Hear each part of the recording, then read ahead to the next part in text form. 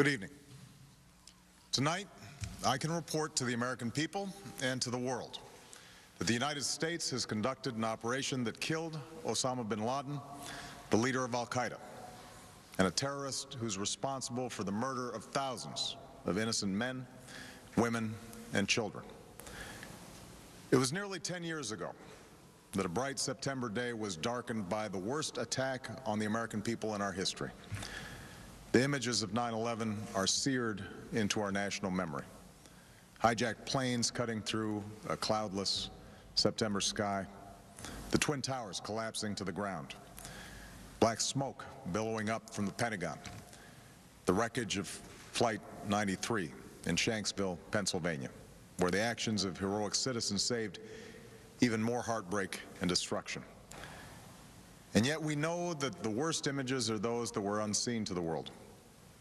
The empty seat at the dinner table, children who were forced to grow up without their mother or their father, parents who would never know the feeling of their child's embrace, nearly 3,000 citizens taken from us, leaving a gaping hole in our hearts.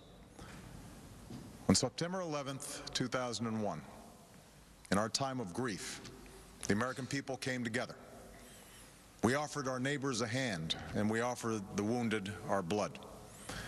We reaffirmed our ties to each other and our love of community and country. On that day, no matter where we came from, what God we prayed to, or what race or ethnicity we were united as one American family.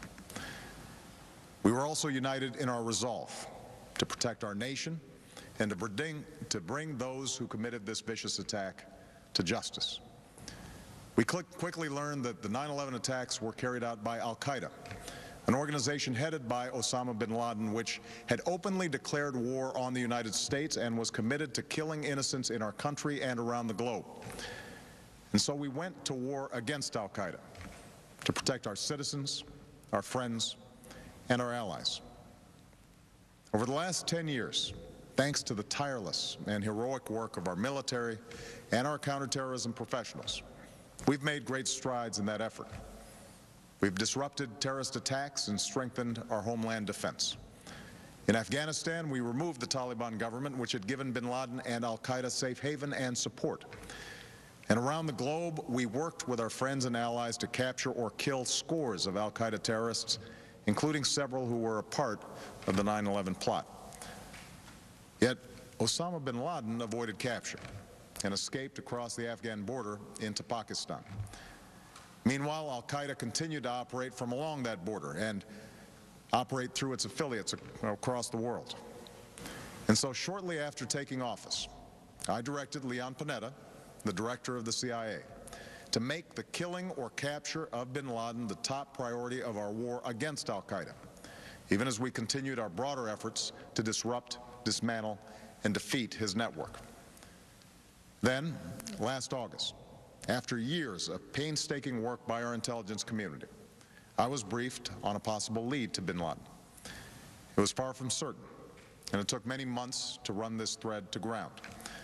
I met repeatedly with my national security team as we developed more information about the possibility that we had located bin Laden hiding within a compound deep inside Pakistan. And finally, last week, I determined that we had enough intelligence to take action and authorized an operation to get Osama bin Laden and bring him to justice. Today, at my direction, the United States launched a targeted operation against that compound in Abbottabad, Pakistan.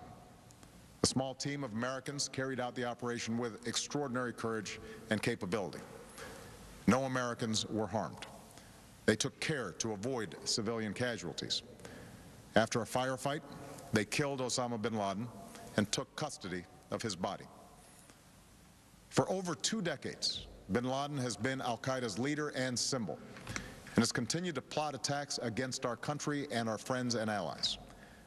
The death of bin Laden marks the most significant achievement to date in our nation's effort to defeat al-Qaeda. Yet his death does not mark the end of our effort. There's no doubt that al-Qaeda will continue to pursue attacks against us. We must, and we will, remain vigilant at home and abroad. As we do, we must also reaffirm that the United States is not and never will be at war with Islam. I've made clear, just as President Bush did shortly after 9/11, that our war is not against Islam. Bin Laden was not a Muslim leader.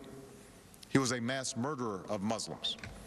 Indeed, al-Qaeda has slaughtered scores of Muslims in many countries, including our own.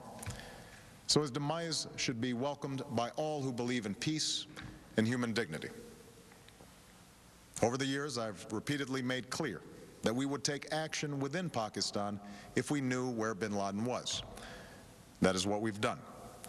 But it's important to note that our counterterrorism cooperation with Pakistan helped lead us to bin Laden and the compound where he was hiding.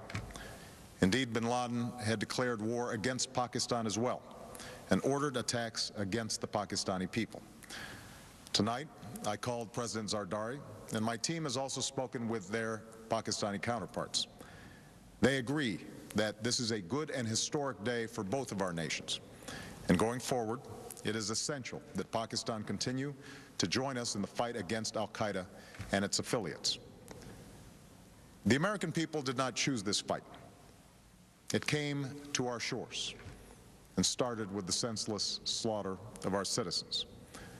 After nearly 10 years of service, struggle, and sacrifice, we know well the costs of war. These efforts weigh on me every time I, as Commander-in-Chief, have to sign a letter to a family that has lost a loved one, or look into the eyes of a service member who's been gravely wounded. So Americans understand the costs of war. Yet, as a country, we will never tolerate our security being threatened, nor stand idly by when our people have been killed. We will be relentless in defense of our citizens and our friends and allies. We will be true to the values that make us who we are. And on nights like this one, we can say to those families who have lost loved ones to al-Qaeda's terror, justice has been done. Tonight, we give thanks to the countless intelligence and counterterrorism professionals who've worked tirelessly to achieve this outcome. The American people do not see their work nor know their names, but tonight they feel the satisfaction of their work and the result of their pursuit of justice. We give thanks for the men who carried out this operation, for they exemplify the professionalism, patriotism, and unparalleled courage of those who serve our country. And they are part of a generation that has borne the heaviest share of the burden since that September day. Finally, let me say to the families who lost loved ones on 9/11 that we have never forgotten your loss, nor wavered in our commitment to see that we do whatever it takes to prevent another attack on our shores. And tonight, let us think back to the sense of unity that prevailed on 9/11. I know that it has at times frayed, yet today's achievement is a testament to the greatness of our country and the determination of the American people. The cause of securing our country is not complete, but tonight we are once again reminded that America can do whatever we set our mind to. That is the story of our history. Whether it's the pursuit of prosperity for our people or the struggle for equality for all our citizens, our commitment to stand up for our values abroad, and our sacrifices to make the world a safer place. Let us remember that we can do these things not just because of wealth or power, but because of who we are.